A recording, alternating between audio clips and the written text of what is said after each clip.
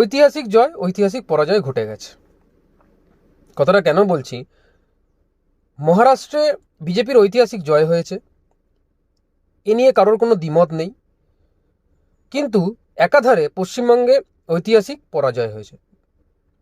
শুভেন্দু অধিকারীর নেতৃত্বে, সুকান্ত মজুমদারের নেতৃত্বে যে বঙ্গ বিজেপি 6টি বিধানসভা উপনির্বাচনে মধ্যে একটি মাত্র বিজেপির হাতে ছিল মাদারিহাট, তো সেটাও বর্তমানে বিজেপির হাতছাড়া হয়েছে। কারণটা হচ্ছে পশ্চিমবঙ্গের যে ভোটটা হয়েছে সেটা তো আপনারা সবাই জানেন, যেভাবে প্রহসনের ভোট হয়েছে।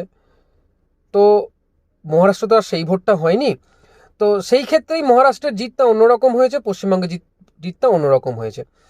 কিন্তু বড় আশ্চর্যের বিষয় এটাই যে 2026-এর বিধানসভা ভোট যেটা আমাদের দরজার সামনে করা নাড়ছে, সেটার কি হবে?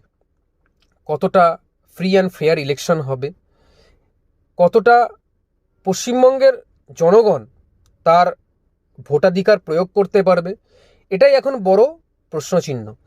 ঐতিহাসিক জয় আর ঐতিহাসিক পরাজয় কেন বলছি, তার পেছনে আরেকটা কারণ যেটা হচ্ছে, কিছুদিন আগেই আমেরিকায় প্রেসিডেন্ট নির্বাচন হয়েছে, সেখান থেকে ডোনাল্ড ট্রাম্প বিপুল ভোটে জয়ী হয়েছে। ডোনাল্ড ট্রাম্পের ঐতিহাসিক জয় হয়েছে কেন? ডোনাল্ড ট্রাম্পের নামে প্রচুর পরিমাণে অ্যালিগেশন ছিল, অভিযোগ ছিল, ভিন্ন ভিন্ন ক্ষেত্রে অভিযোগ ছিল। যদি ডোনাল্ড ট্রাম্প এই ভোটে না জিততে পারতেন তাহলে ওনাকে জেলে যেতে হতো।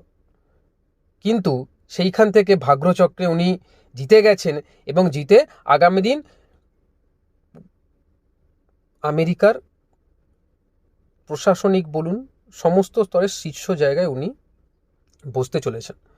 আগামী 20শে জানুয়ারি ডোনাল্ড ট্রাম্প শপথ গ্রহণ করবেন এবং তারপরেই আমেরিকার শাসনভারের দায়িত্ব উনি নিজে হাতে তুলে নেবেন। তো এটাই ঐতিহাসিক জয়ের আরেকটি কারণ। যদি উনি না জিততে পারেন তাহলে ওনাকে জেলে আজকে থাকতে হতো। এই সময় উনি বাইরে থাকতেন না, জেলে থাকতেন।